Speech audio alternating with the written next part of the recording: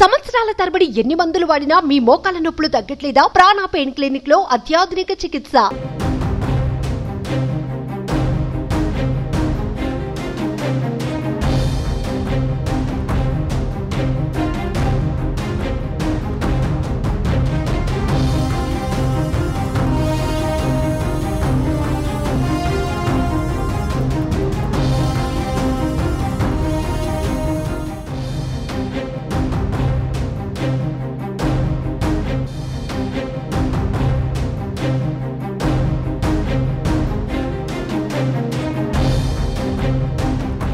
ఆంధ్రప్రదేశ్ సార్వత్రిక ఎన్నికలలో ఈసారి భారీగా పోలింగ్ జరిగింది. రికార్డు స్థాయిలో 82% పోలింగ్ నమోదైంది. అయితే పలుచోట్ల పోలింగ్ రోజు అక్రమాలు జరిగాయంటూ పలువురు అభ్యర్థులు ఆరోపిస్తున్నారు. 2 నియోజకవర్గాలలో రీపోలింగ్ కావాలంటూ సత్తెనపల్లి వైసీపీ అభ్యర్థి మంత్రి అంబటి రాంబాబు, చంద్రగిరి వైసీపీ అభ్యర్థి చెవిరెడ్డి మోహిత్ రెడ్డి హైకోర్టును ఆశ్రయించారు.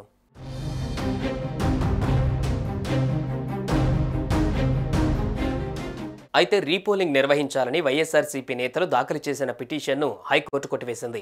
రీపోలింగ్ జరపాలని కోరుతూ మంత్రి అంబటి రాంబాబు, చంద్రగిరి వైఎస్ఆర్సీపీ అభ్యర్థి మోహిత్ రెడ్డి వేరువేరుగా దాఖలు చేసిన 2 పిటిషన్లను ఏపీ హైకోర్టు డిస్మిస్ చేసింది.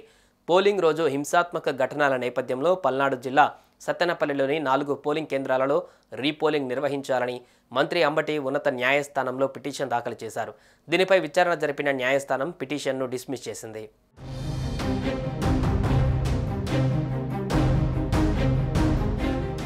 అదేవిధంగా తిరుపతి జిల్లా చంద్రగిరి నియోజకవర్గంలో స్క్రూటినీ రీషెడ్యూల్ చేయాలని, రీపోలింగ్ జరిపించాలని వైసీపీ అభ్యర్థి చెవిరెడ్డి మోహిత్ రెడ్డి పిటిషన్ వేశారు. అయితే చంద్రగిరిలో రీపోలింగ్ నిర్వహించాలని చెవిరెడ్డి మోహిత్ రెడ్డి దాఖలు చేసిన పిటిషన్ను కూడా న్యాయస్థానం తోసిపుచ్చింది. 2 పిటిషన్లను హైకోర్టు డిస్మిస్ చేసింది. ఎన్నికల పోలింగ్ ముగిసిన తర్వాత రీపోలింగ్ విషయంలో నిర్ణయం తీసుకోవాల్సింది ఈసీ కాబట్టి హైకోర్టు ఇందులో జోక్యం చేసుకునేందుకు నిరాకరించింది.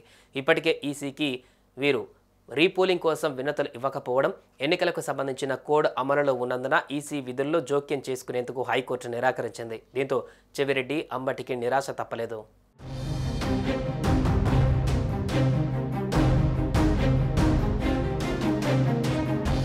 సుమన్ టీవీలో మీ పర్సనల్ అండ్ బిజినెస్ ప్రమోషన్స్ కోసం కింది నెంబర్కి కాంటాక్ట్ చేయండి.